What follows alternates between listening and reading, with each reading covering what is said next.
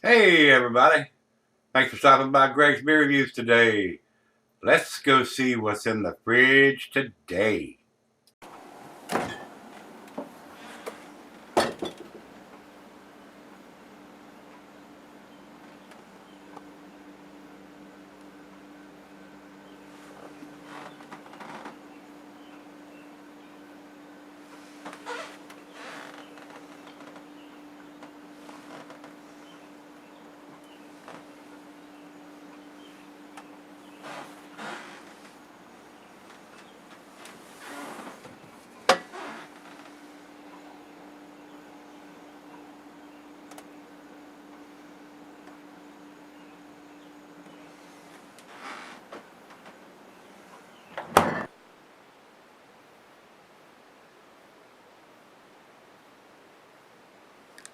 Hey everybody, welcome to Gregsbeerreviews today. I do appreciate you stopping by. Today's beer comes from Treehouse Brewing, and usually that means it's going to be a damn tasty beer, guys. This is their Lights Out, which is a pale ale, American pale ale. Used to doing their IPAs and double IPAs and even their stouts. So we've got a pale ale here instead of one of those. I don't know what the IBUs, but it should be significantly lower than an IPA or a double IPA, but that's not always the case.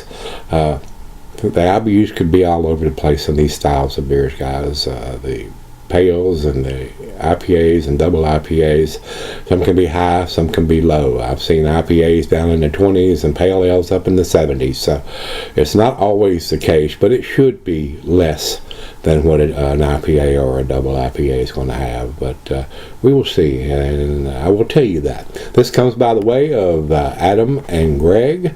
The note he's written to me on this one says, Lights Out from Treehouse. According to the website, this is the very first beer that Treehouse put in a can. So I'm surprised I haven't had it already. Haven't had somebody sending it to me yet. So now that we have, we're going to do it and see what it brings to the table and see what the hop bitterness is like and see if it's a New England style version of their pale ale. So we don't know. We're going to find out though. And the commercial description on this one, guys, is fairly long. Bear with me here. We're excited and filled with nostalgia to welcome back Lights Out, a delicious pale ale and an important part of our history. Lights Out pushes the concept of what an American pale ale can be. It is exceedingly well hopped at all stages of the brewing process, producing a beer that is both intense yet still classically balanced. The prevailing flavor is tangerine, even lingering pleasantly in the finish, with heaps of pungent grapefruit and citrus rind contributing to the complexity of this little delight. We find it to be a joy to drink all the way through the glass.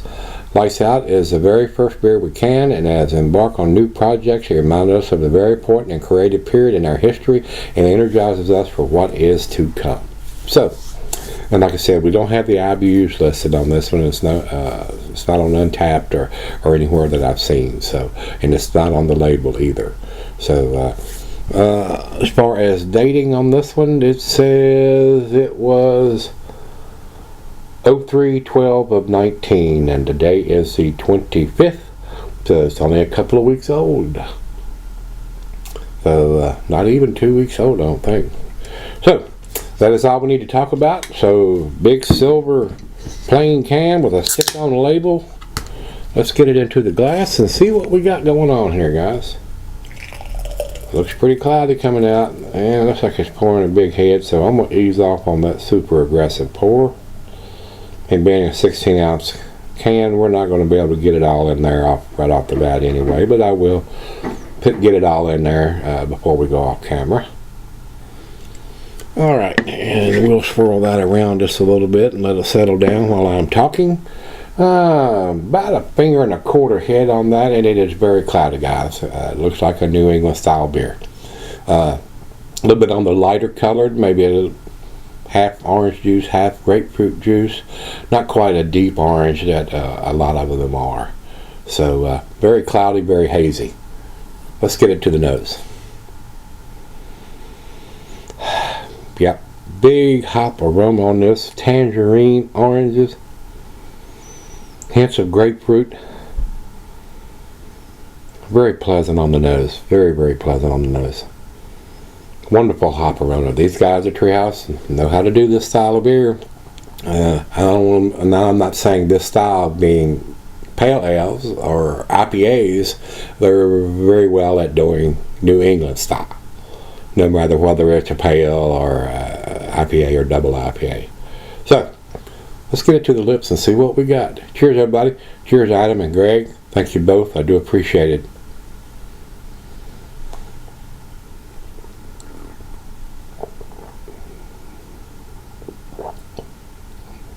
Yes, very smooth. I would think this is a low IBU beer. Very smooth, a nice sweetness to it. Not overly sweet, but not the bite on the back a lot of the IPAs and double IPAs are going to have.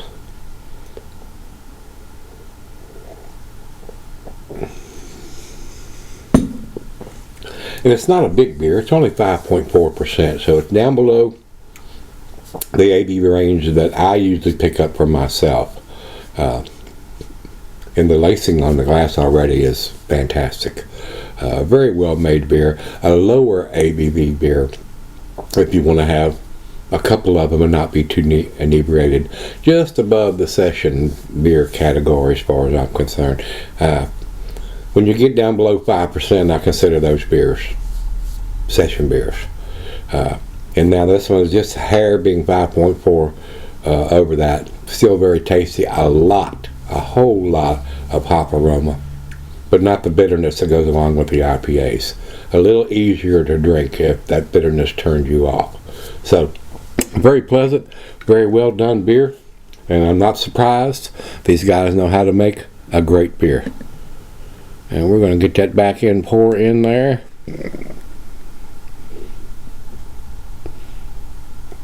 Before I go off camera and right out of the fridge, 40 degrees. We're going to sip on this one for a little bit and see where she ends up, but it's an impressive pale ale. I'll be right back. Alright guys, I'm back. Been sipping on it for a while now. Still awesome lacing is left on the glass.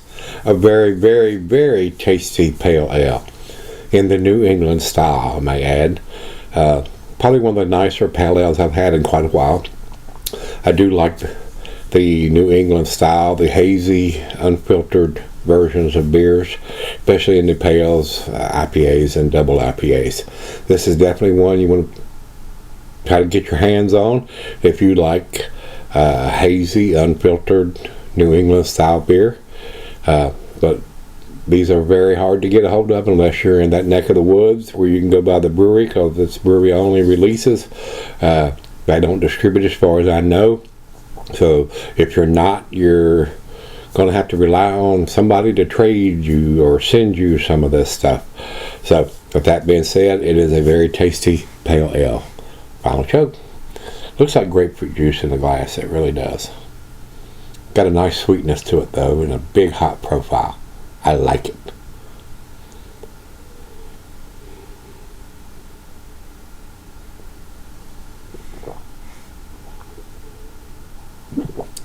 For the style that it is, being a pale ale, it is super tasty. And being in the New England style, which is hazy, unfiltered, a lot of hop aroma, a lot of hop taste. Probably one of the biggest hop profiles on a pale ale that I've had, maybe ever. If I could get this beer here, other than being a 5.4%er, which is down below where I like my beers to be, it's kind of sessionable. So definitely something you may consider if you want to contact somebody about trading you some of this. I